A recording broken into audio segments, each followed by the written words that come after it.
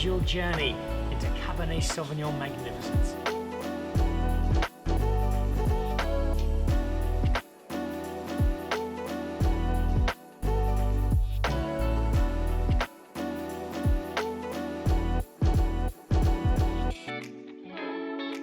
Hello, welcome to Dan Really Likes Wine, presented by Pick n Pay, and welcome to Twice Central, which has been my home in Stellenbosch for a few days as I explore the winelands. It's not just a great place from which to explore the winelands though, it's a little hub of sanctuary and luxury and quiet and solitude that is just about 80 odd metres from Dorp Street, a street that's full of some of the best restaurants in town. A couple of Bertus Besson's places are there, Acre and Speck and Buna, just two of a really long stretch of wonderful indulgence. And I'll be indulging in Stellenbosch in the show. A little later on, I head out to Jordan, catch up with Sjaak Nelson, the man who's been making wine at Jordan for over 20 years. Glass of cabernet franc at 7:30 in the morning, always a good idea. First of all though, it's a bit of deja vu and plenty of nostalgia as I drop in at Lismore, Samantha O'Keeffe's spot out in Greyton, which burnt to the ground just over 2 years ago. The entire home and the entire cellar, she's built both of them back up from scratch. You'd never know they were gone. It's a wonderful, wonderful return to a world of wine. So let's go and see how Sam's doing.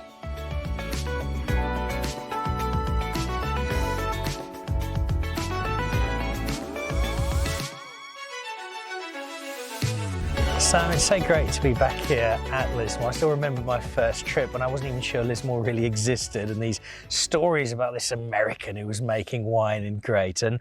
But back now for a slightly different reason, because I've got a huge smile. I'm seeing behind me something that has been reborn, has come back to life in the last couple of years. Yes, and I'm really proud to show it to you. The cellar was completely destroyed in December 2019, and my entire 2019 vintage was inside, and 70,000 liters of wine and all of the barrels and everything was destroyed. But here we are, and we just finished bringing in, the vintage isn't finished, but we just brought in the last fruit yesterday for 2022, and it's all rebuilt, and yeah, we're moving on. I don't want to harbour on it too long because I might burst into tears. I'm not sure about you, but how do you take that on the chin? How do you deal with seeing this extraordinary space that you'd built up from absolutely nothing, and thanks to some misadventure and quirks of fate, see it disappear in a puff of smoke?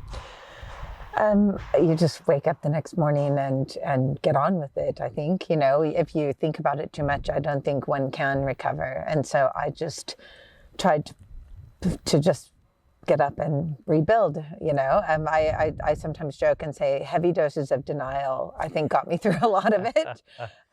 But yeah, and obviously, you know, God put a big project in front of me. I had to build a cellar for the second time, and a house for the second time, and plant the vineyard. So I had a lot to do. So I didn't really have time to dwell.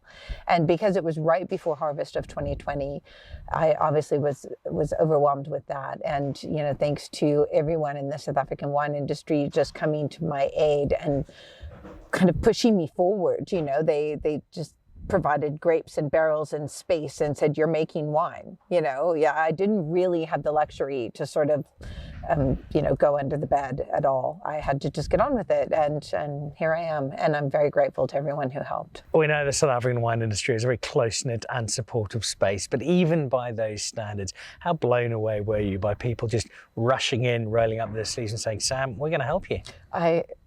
I was so overwhelmed. I still don't have words for it. And you know what? The help still comes in small ways and big ways. It was amazing. And you know, because I'm so remote out here, frankly, I didn't know that people cared that much or noticed that, you know, what I was doing. And so it was so moving. And yeah, I will be forever grateful. And I think ultimately, you can only say thank you so many times. I think just by paying that forward and whenever I can, you know, extending help from my side to help anybody who needs it will be the only way that I'll be able to really show my appreciation.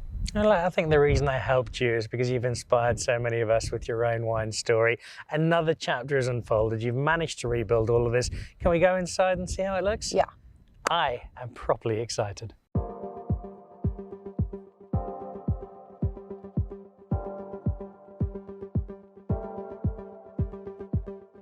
So I'm looking around at all of this, and then I'm thinking of the pictures that you've shown me of the devastation.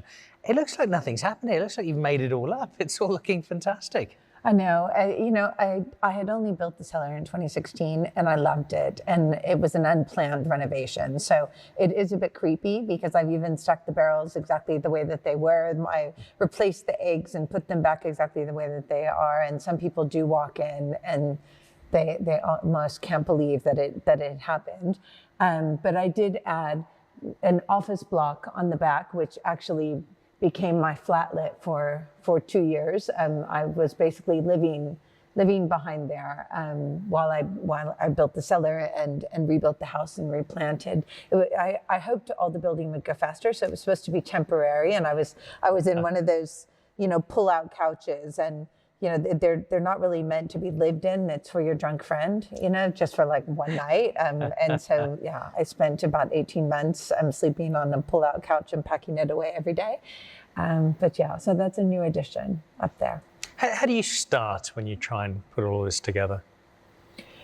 Well, believe it or not, you start with demolition. And that is, I think, the single most overwhelming part of it all. It's twisted metal, it's toxic stuff, it's really terrible. And, building is one thing, but tearing something down, I think, is the most painful and expensive and unplanned part of it all. And I mean, my insurance man never explained that in your rebuilding, insured amount, you actually also have to have the cost of demolishing. Now imagine coming to the top of a mountain in Greyton with cranes and huge trucks and welding things where they break up all the metal so it's the right size to put on a truck. And it was really a lot to take at the time. But as I said, you just do it, right? I mean, you don't have a choice, really. Yeah, or at least I didn't know I had a choice.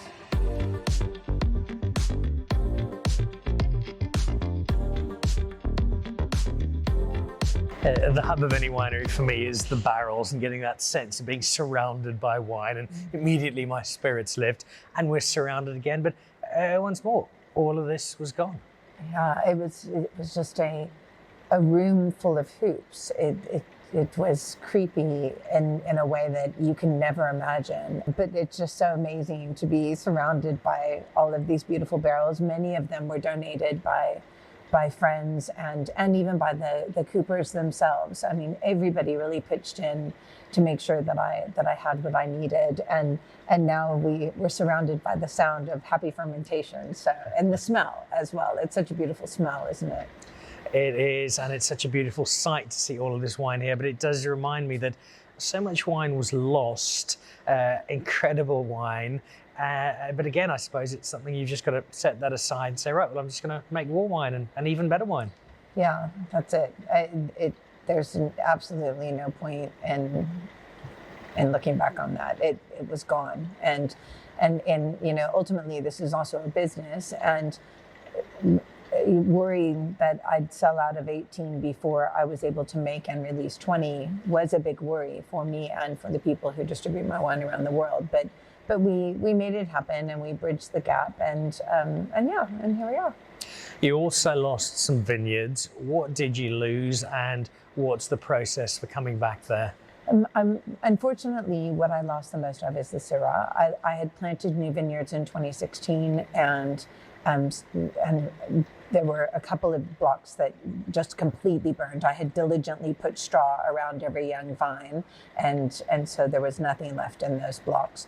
I have a Marsanne and a Roussanne block that it was a bit of wait and see, but the Marsanne, I think, I have to just give up on it and take it out this year. And the Roussanne is definitely going to recover. So yeah, it's bit by bit. The silver lining, if there is one, is that it gives you the opportunity in rebuilding to do things a little differently, maybe pick on some lessons you might have learned over the years. So what's going to change for Lismore as a result of what you're planting, what you're making?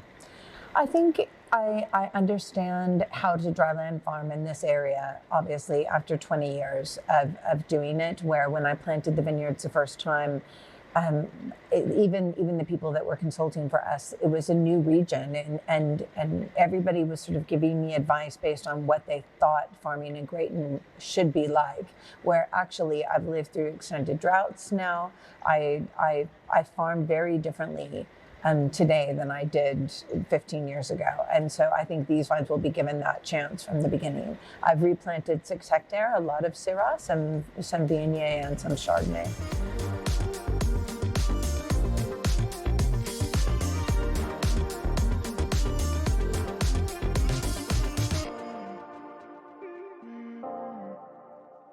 The rebuild is extraordinary. It's proper deja vu.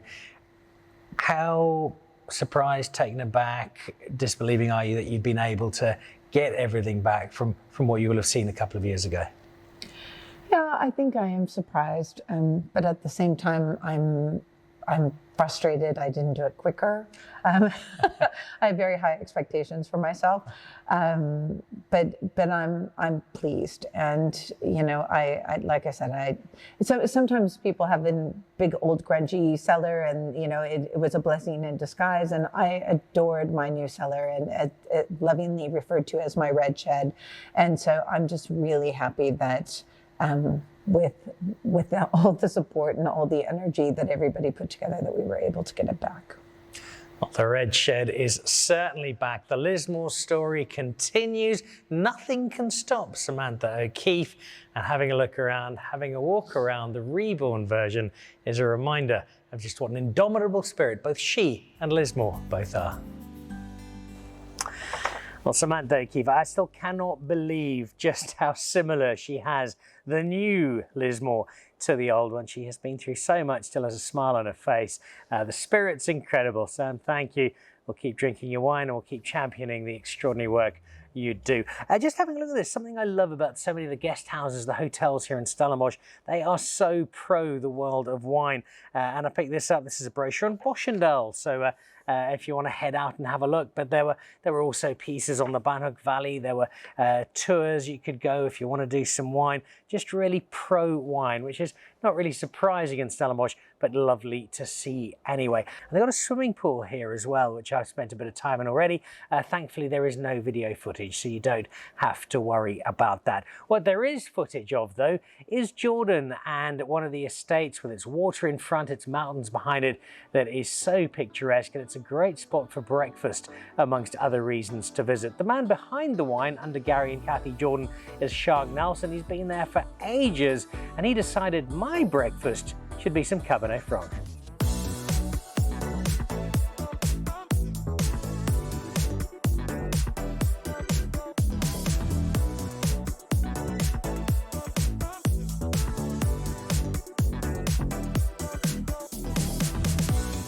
Another day, another sanctuary in the winelands in which to enjoy some gorgeous wine and meet some really cool people. Now, when you see him in a moment, you're probably going to think, oh my goodness, Dan, how did you do it? You've got one of the stars of Vikings joining you on the show. Well, you know what? He's even cooler than that. He might not be on Vikings, but he is part of the furniture here at Jordan Wine Estate. Sjaak Nelson, lovely to have you on the show. Thank you. Thanks for having me on your show. Yeah. A place you know rather well. It's been more than 2 decades here, hasn't it? Yeah, 23 years. Started 1999, December. Yeah, going for harvest and still, yeah. Which is in itself extraordinary, because that's a long period of time, especially for somebody who's, I'd say, young as yourself. But it's also extraordinary because if things had gone according to original plan, your business management degree would have taken you somewhere completely different. Yeah, I'll be stuck in an office and not with this beautiful scenery behind us. Luckily, I'm not stuck in an office. I'm stuck in a winery at the moment because we're busy with harvest. Yeah. So, but it's a positive place to be. But you get to spend some time in the vineyards as well. Sampling, picking, yeah. It's probably not the most unusual move given your background. You grew up in Tulbagh, so there's farm blood running through your veins, a country boy. That move in, I think you were just helping out, doing some volunteering out in Tulbagh, but it sounds like it was a pretty quick transition and that the wine world got into your veins quite quickly. Yeah, I started, my mom got me a job in the winery just to help out. And after harvest, they offered me a permanent position. I mean, growing up in the vines, in between the vines, Pretty much, it's part of your life, and it's just in your blood, running in your blood. So yeah, it's been drinking since I was young, very young. So, yeah, so it's good. And then finding your way via Saxonburg to Jordan, and the start of what has been an extraordinary relationship. Compare the very start, arriving here, I suspect a little wide-eyed, brand new job, brand new space for you, to where you are today, 23 years later, as the old hand at the winemaking tiller. Yeah, yeah. I basically fenced stopped because Saxonburg is right next door. Fenced stopped. Started here an old yellow Beetle. Um, it was an amazing experience learning from Gary and Kathy. I mean, they're amazing winemakers. Gary's background in geology and Kathy and marketing and economics, and just learning from them and how they studied at UC Davis, and that experience and just that priceless moments in the cellar where they taught me exactly how it should be, and they're running with the family way of making the wine. Yeah, and it's just amazing to have that teachings over the years. So. I always ask this question a little carefully of winemakers, because there's a lot of misadventure that winemakers have over the years. But if you look back to your 23 years here, a couple of the highlights, a couple of the moments, the stories that you remember with real fondness. Oh, story always 2005. It was a big Sauvignon Blanc here. It was 1 week I slept 5 hours because we would just Ted, when he was still on the farm, Gary's father, we would be pressing the Sauvignon Blanc were coming in at very low pH, so we'll do skin contact until the pH is right. So by the time I finish my pressing, I can hear Ted starting up the harvest machine in the background, and then you just, yeah, you lose all momentum for life. So that was a big year, and I always remember it. But it makes you strong and tough. I mean, every year is great. It's like a family. We've got all the families working here, and everyone that works at Jordan has been working here for a very long time. So it is like having family around you. And Gary and Kathy is like second set of parents to me. They would like to say brother and sister. I was their parents, so there might be a discussion afterwards. I suspect you've almost answered my next question, and that is to stay for 23 years in one place. We see a lot of winemakers moving around. It is an industry trend. You haven't done that. So aside from this close relationship you have with Kathy and Gary, what is it that has kept you here and kept you motivated, kept you passionate about being in the very same place? No. So winemaking is important you must find your roots, understand the vineyards, understand the blocks. And if you hop around from job to job, from winery to winery, you never get that understanding of the vines, especially with older vines. I mean, you see them planted, you experience them over the years, how they grow and change with barrels, what kind of barrel regime you use. And it's very important. And as they get older, they get more intense, so you change your winemaking style, and it's just nice to adapt with times. So like the cabernet franc, it's in front of us, we'll speak about it now, but we made a completely different wine just because that experience we have with the wine over the years, and we could adapt and change winemaking style because I have that 23 years experience with this block. So it's just important to stay at one place, understand your soil, your terroir, and just keep on changing and adapting to what's going on. If you come in as a new winemaker, none of the experience is coming with you. When one guy leaves, he leaves with that experience.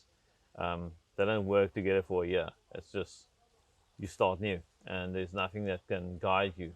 And yeah, you can make a completely different wine to the previous guy. And we like consistency. We like to be consistent, giving good wine, but also making better quality by knowing your vineyards and your vines. So.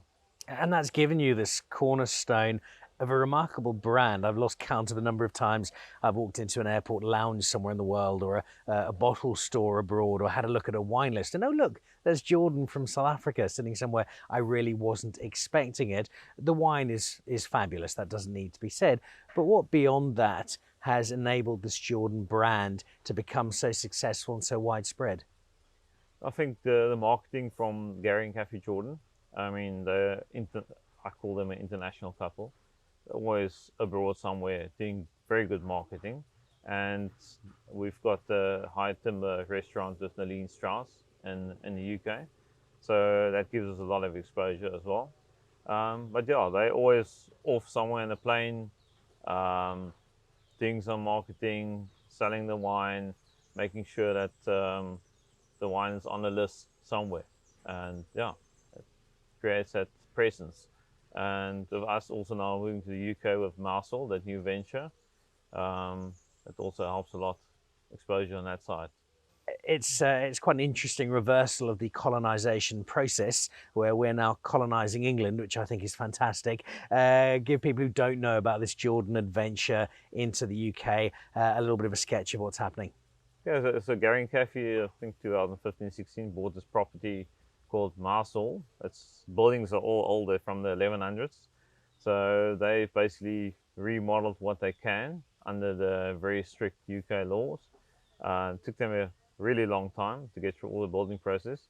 And yeah, we planted some Pinot Noir, Pinot Meunier, and some Chardonnay, I think 2016, and had our first vintage last year, which we ended up distilling because they forgot to bring out the sun. Boris forgot to order the sun for the UK, so it's just rain. So yeah, so we got our first gin out there, small amounts, but next year will be, or this year, it's 2022 already. This year will be I think a much better year, of the second vintage underway. Yeah, we'll be up there doing some harvesting as well. 2 harvests in 1 year, always good. Keep the blood young. Well, it speaks to the sense of adventure that clearly you have as a mountain biker, and that Kathy and Gary have, traveling the world and always coming up with wonderful new spins on the world of wine.